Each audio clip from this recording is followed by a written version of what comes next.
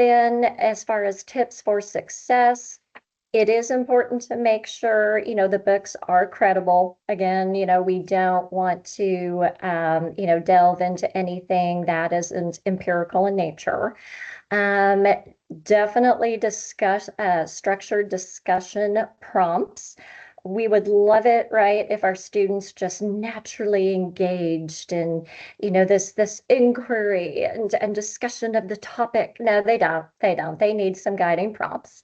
Um, I did a lot of visiting groups, but going back to how is this low lift?